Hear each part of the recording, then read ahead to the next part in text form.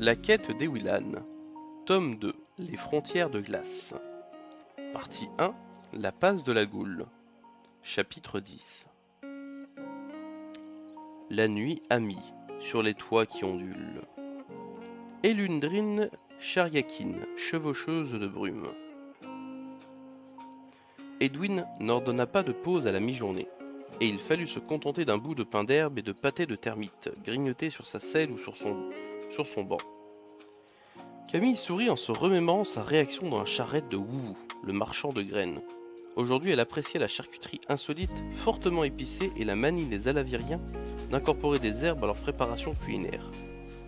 Elle se sentait bien. La nuit passée en partie sur le dos de Murmure lui avait ouvert un monde de sensations. Elle s'accordait parfaitement avec sa monture et était reconnaissante à Elana de lui permettre de vivre cette expérience avec son cheval. Elle s'aperçut toutefois, à l'occasion d'une brève halte pour satisfaire des besoins naturels, qu'elle avait les jambes moulues et que la peau de ses fesses semblait à vif. Bienvenue dans le monde des cavaliers, lui lança Bjorn, en la voyant marcher d'un pas mal assuré vers les buissons proches. Camille ne répliqua pas, et quand Edwin lui proposa de s'asseoir sur le chariot à côté de Salim, elle accepta volontiers. La piste va descendre, expliqua-t-il en souriant. Les chevaux tireront l'attelage sans problème, même avec ton poids, et je préfère que tu arrives valide à la capitale. Elle s'installa sur le banc près de Salim. Tiens, te revoilà, remarqua-t-il. Ça faisait longtemps que je t'avais pas vu, qu'est-ce que tu deviens? Pas grand-chose, expliqua Camille, heureuse de retrouver la bonne humeur de son ami. Quelques ogres de ci de là, une bande de haïs, la routine quoi. Et toi? Pareil, ce voyage commence à devenir monotone. Vivement que Bjorn fasse une des grosses bêtises dont il a le secret pour nous mettre dans le pétrin. Tu as de la chance de mener l'attelage vers Misso, rugit le chevalier, qui évidemment avait suivi l'échange. Maniel, appela Salim, Bjorn a encore une crise, tu ne veux pas l'étouffer un peu pour qu'il se calme?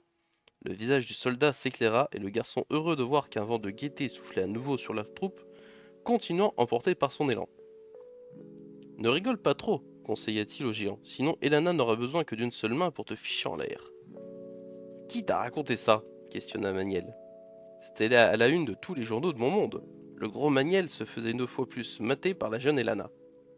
Tu exagères, lui souffla Camille. Tu ne connais pas assez Maniel pour te permettre ça. Mais le soldat éclata de rire, imité par Bjorn et Elana. Salim décida de lancer une dernière boutade. Cela dit, même Elana n'est pas parfaite. J'ai cru comprendre qu'elle s'était volontairement liée par serment à sauver 3 fois la vie d'Edwin. Le problème c'est que ça lui prendra au moins 3 siècles. Elana n'est pas très futée. Et toi, tu es trop bavard, intervint Edwin. Soudain, Salim eut l'air moins sûr de lui. Vous trouvez? Oui. Le mot avait été prononcé à la Edwin, sans intonation particulière ni éclat. Il percuta Salim qui se recroquevilla penaud d'un regard qui quémanda le soutien de Camille. Pourquoi vous vois-tu, Edwin? Se borna-t-elle à lui demander, alors que tu tutoies les autres. Ce n'est pas tout à fait vrai, rétorqua Salim, heureux de la diversion. Je dis également vous à Maître Duhomme. Pour Artie, je ne sais pas. Je ne suis pas sûr de lui avoir déjà adressé la parole. D'ailleurs, toi aussi, tu voues Edwin. Pour Maître Duhomme, d'accord, interrompit Camille. Il pourrait être notre grand-père.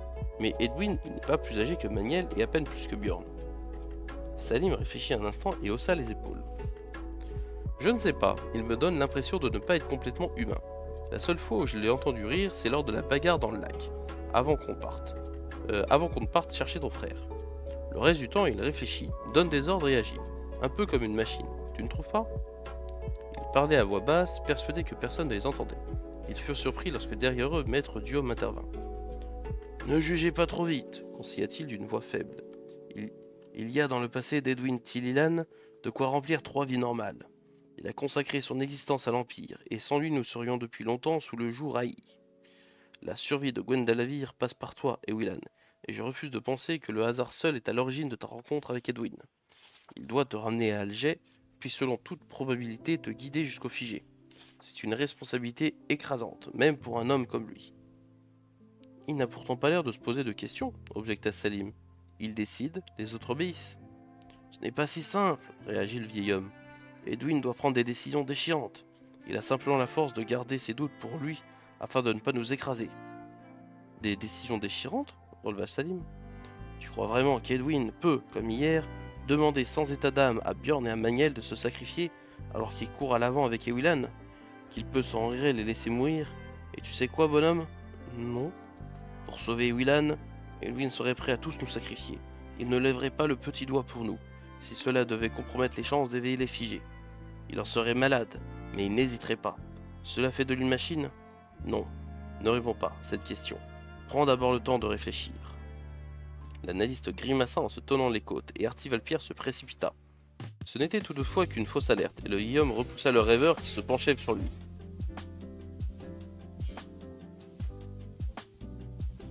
Ça va, Artie? affirma-t-il. Je tiens bon.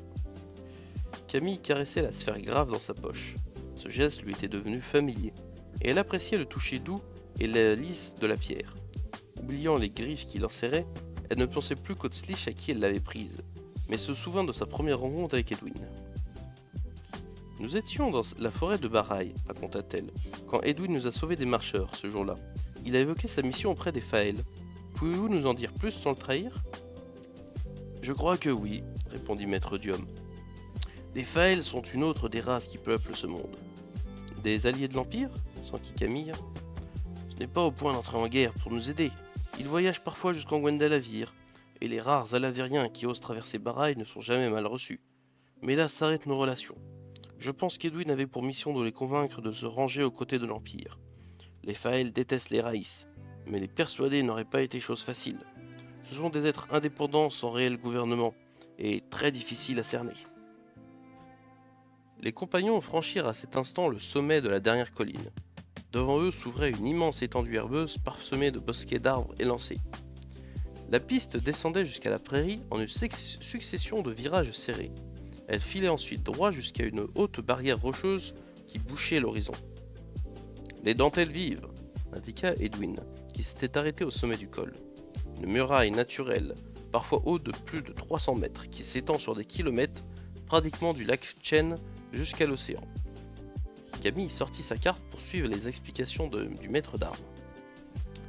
Les dentelles vives sont absolument verticales, continua Edwin, mais très étroites. Il n'existe que quelques brèches pour les franchir. La seule qui soit sur notre route est la passe de la Goule. Au-delà, nous retrouverons la civilisation et la sécurité. En route! Salim fit claquer ses rênes et engagea l'attelage dans la descente.